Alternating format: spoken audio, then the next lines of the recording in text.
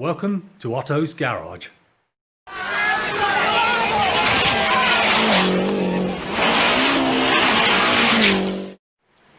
Hi, so this week I'm just going to show you a little toy that arrived. We've got ourselves a 10-ton press basically. So this is a great bit of kit. It means that I can push out things like bearings and stuff like that. I've already had a bit of a play with it on the rear hubs and the bearing carriers there. But if you haven't got something like that in the workshop, you're forever thrashing it with a stick or something, just trying to get it all to fall to bits. So you get a press in there and you can just make it a lot easier all the time. So I've had a bit of a go at that, and what I'm going to do now is have a look at the front strut and the hub assembly there. So we're just going to try and pull that to pieces, and we'll put the various bits through the press at the same time to get all the parts apart. Okay, so let's see how we get on with that. So here we've got the front strut with the coil spring still attached. Not really going to mess around with any of this because we've got coilovers which are going to go on the car, so the whole of this assembly is going to be removed and replaced. But I am just going to keep that attached at the moment because it does make it a lot easier when you're trying to undo various parts off the hub, like the drive shaft and the front wishbone. So it's good for just being able to clamp it and hold everything steady, and I'll take that off right at the very end.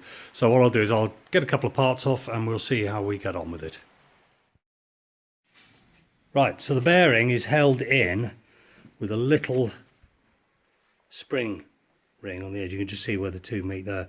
So what we've got to do is flick that out, and then basically we'll be able to press the bearing out from the other side and it'll pop out this way. But this is held clean really, I suppose.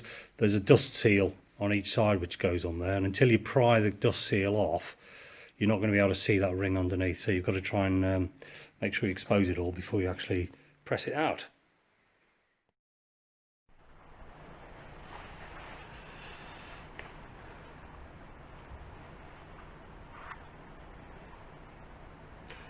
Okay, I've had a bit of trouble with this hub because the ring, the spring ring, which basically holds the bearing in, so that's that little guy there, which you've got to release before you can press the bearing out. The little ends on it, if you see those ends, they've got a very slight, let me get a better picture for you there, a very slight taper.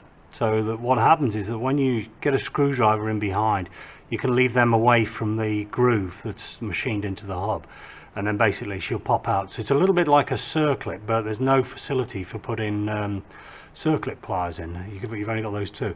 However, on the ring out of this hub, those little tags had both been damaged. So there was nothing actually to get in behind and leave it. So what I've had to do is actually, on the pillar drill, is machine just a little hole just in here, which has meant that I've been able to get in behind the groove of that spring ring, which has mean then that I can get a screwdriver in behind, and or a pointed tool, and just lever it out, and away she went. Now, although I've machined that out of there, I mean fundamentally it's just with a drill, but it's not actually in a structural part of the hubs, so it's not like down here on the bearing face. So I can't see there being a major issue structurally. The only thing that outer ring there holds is the dust seal, which will get pressed in on top of the new bearing race. So I don't think we're going to have an issue with anything structurally on that. So let's have a go, and we're going to try and press her out now anyway. So what you need to do really is, if you're coming from the back, we're going to get something which is about the right size to fit over the top of that bearing, and then basically we can set that on our base plate. There's just a little spacer there, and we just pump it up with the hydraulic, and then she should free off, and you'll probably hear a bit of a clunk, and usually everything goes everywhere as the pressure is transferred.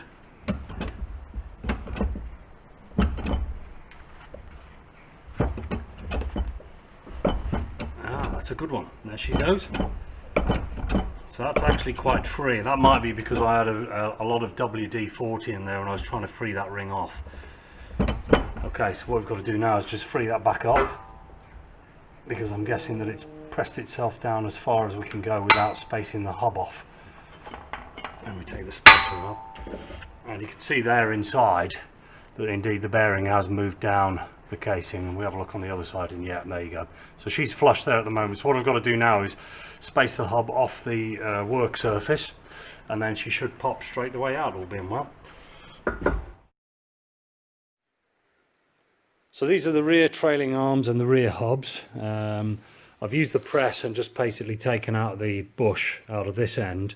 The other end has a bolt that goes through, so there's a cross tube in there, and then there's a bolt that goes through there and goes ultimately into the bush, which is located in the rear hub bearing carrier.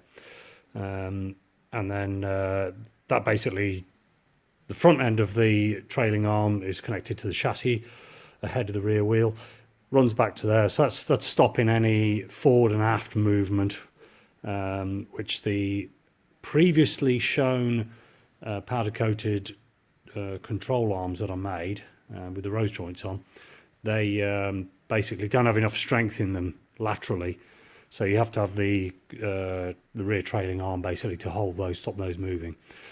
So these are in a state now where we've pressed out all the bushes, and the bearings have been released with the press. So what we're going to do now is get those packed up, and then they can go up to Andy up at Shropshire Powder Coating, and we'll get those coloured up. So I'll show you what they look like when they return. Right, so just to finish off, I just thought I'd show you what I've been doing on the inside of the car. We've got the cage coming, I think it's next week now, so what we've got to do is try and do a bit of seam welding, which I'm going to find really hard to get access to once we start fitting that cage.